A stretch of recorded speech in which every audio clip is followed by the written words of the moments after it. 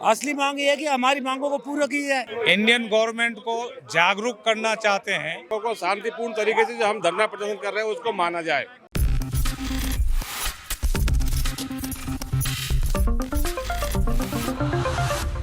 नमस्कार, मैं कशिश और स्वागत है आपका मेरे खास कार्यक्रम राजनीतिक गलियारा में।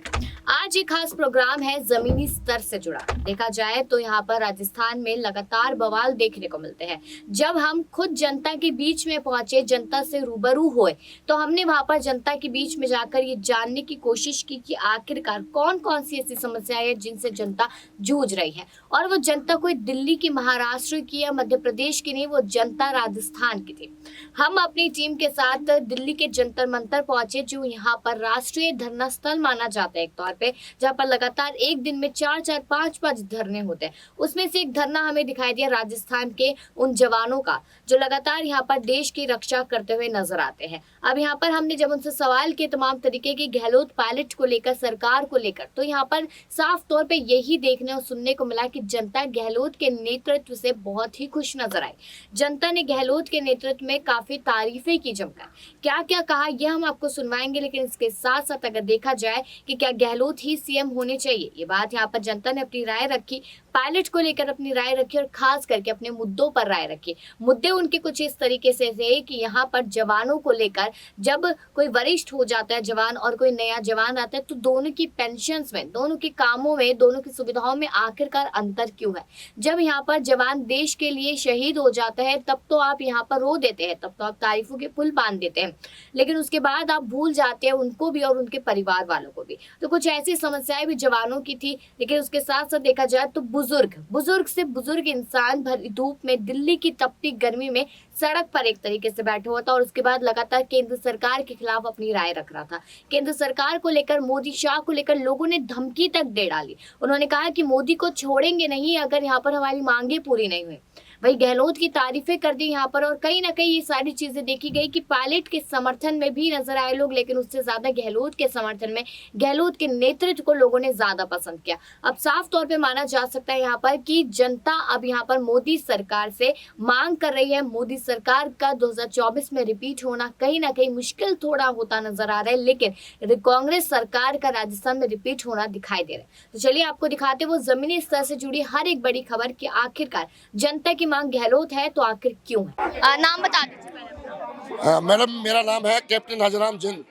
अगर देखा जाए तो राजस्थान में मुद्दों की वैसे कमी नहीं है, राजस्थान में मुद्दों की कमी नहीं है। तो जिस मुद्दे पे आप लोग बैठे हैं वो कौन सा मुद्दा और कब से बैठे हुए धरने पे? हाँ, राजस्थान में मुद्दे हैं, काफी किसानों के मुद्दे हैं और अभी हम भूतपूर्व सैनिकों ने मुद्दा उठाया है। राजस्थान के अंदर सभी एसपी को, उसके बाद में कलेक्टर को ज्ञापन दे चुके हैं और राजस्थान में।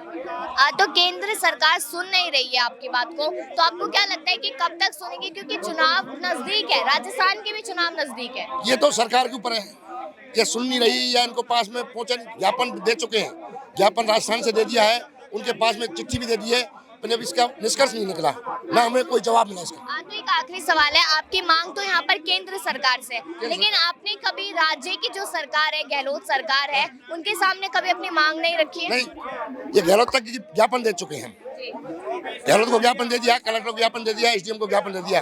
तो कहीं ना कहीं माना ये जा रहा है कि यहाँ पर मांग पूरी हो, इसके लिए लगातार यहाँ पर जो लोग हैं वो काम करते हुए नजर आ रहे हैं। तमाम तरीके के लोग हैं यहाँ पर, और भी मेरे साथ यहाँ पर लोग हैं। अगर देखा जाए यहाँ पर तो राजस्थान के चुनाव बहुत नजदीक है और यहाँ पर आप केंद्र सरकार के खिलाफ कहीं ना कहीं प्रदर्शन कर रहे हैं। तो केंद्र सरकार, मोदी सरकार भी राजस्थान में चुनाव लड़ रही है, तो फिर किस तरीके से आप देखते हैं चुनाव? ऐसा है मैम, हम आपके चैनल से इंडियन गवर्नमेंट को जागरूक करना चाहते हैं कि इतना मतभेद क्यों। एक ऑफिसर, उसके लिए हाई एल्टीट्यूड में बेस्ट क्वालिटी के कपड़े दिए जाते हैं, अच्छे तरीके का राशन दिया जाता है, ड्राई फ्रूट्स दिए जाते हैं, जबकि एक जवान के लिए ये कुछ भी चीज़ नहीं है। दूसरा, एक ऑफिसर्स को ज़्यादा अलाउंस दिया जाता है, जबकि एक जवान के लिए कम अलाउंस मिलता है। वही सर्दी, वही बर्फ, एक जवान को भी उतनी ही सर्दी लगती है, एक अफसर को भी उतनी सर्दी लगती है। एक जवान भी जो है वही नौकरी कर रहा है, एक अफसर भी वही नौकरी कर रहा है, फिर इतना बड़ा अंतर क्यों रखती है गवर्नमेंट? तो आपकी सीधी सीधी मांग क्या है, और अगर मांग को नहीं सुना जाता तो फिर क्या करेंगे? ऐसा आपके चैनल से हम गवर्नमेंट को बताना चाहते हैं कि अभी हमारा जो धरना प्रदर्शन है ये गांधीवादी है। हम कोई ऐसा विद्रोह नहीं कर रहे। अगर ऐसी नौबत आ गई और गवर्नमेंट ने हमारे धरना प्रदर्शन को नहीं माना या इसको खंडित करने की कोशिश की तो हम एक ट्रेंड सोल्जर हैं। कैसे दुश्मन को किस तरीके से नस्ताबूद किया जाता है वह हम अच्छी तरीके से समझते हैं। ये कितनी भी पुलिस फोर्स लगा लेना फिर बाद में, चाहे ये आर्मी लगा देना, हम सबको नेस्ताबूद करके और मोदी सहित उठा के और एक कॉर्नर में रख देंगे। बिल्कुल ये माना जा सकता है जिस तरीके से उन्होंने अपनी बात रखी कि मोदी सरकार को उखाड़ फेंकेंगे, यानी कि अगर नहीं बात सुनी जाती तो फिर किस तरीके से देखते हैं आप कि अगर मोदी सरकार सच में इस बात को इग्नोर करती रहती है तो क्या करेंगे?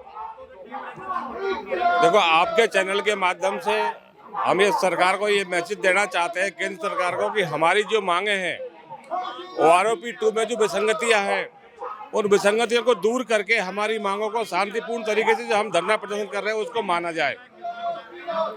भेदभाव की जो नीति है उसको दूर करके और सभी के साथ एक जैसा व्यवहार करके उन विसंगतियों को दूर किया जाए, ऐसा हमारा मानना है। इसी बात को लेकर हमारा धरना प्रदर्शन आज 65वां दिन जो चल रहा है लगातार। तो सरकार से हमारी ये मांग है कि हम शांतिपूर्ण तरीके से, हम एक अनुशासन में रहने वाले आदमी हैं।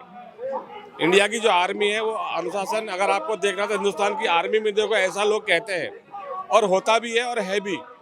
तो हम ये चाहते हैं कि शांतिपूर्ण जो हमारा धरना प्रदर्शन चल रहा है उसको मद्देनजर रखते हुए हमारी OROP 2 में जो विसंगतियां हैं उनको दूर किया जाए और हमारी मांगे मानी जाए।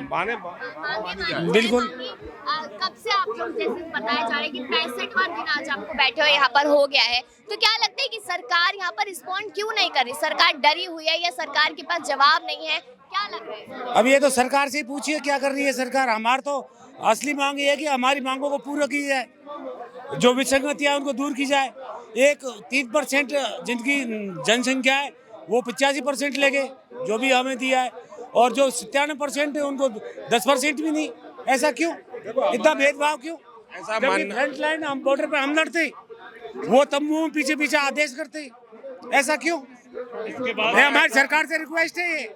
इसके बाद सरकार को पता है कि हमारी जो वोट बैंक है वो पूरी जवान और जैसियों है। उसके बाद हमारे कुछ नौकरी अधिकारियों के 3% मात्र वो हमारी जवानों की इसकी पावर का इस्तेमाल करते हुए, वोटिंग का इस्तेमाल करते हुए उन्होंने अपना फायदा सोचा है और जवानों के साथ दुर्भाव किया। और हमारा ऐसा मानना है कि सरकार हमारी मांगों को देखी अनदेखी कर रही है, बाकी सरकार को सब कुछ पता है। मैडम, निवेदन यह है कि भूतपूर्व सैनिक और सैनिक कभी भी देश में अशांति नहीं पैदा करना चाहता है। शांति से ही सारे मतलब उसको निवारण करना चाहता है।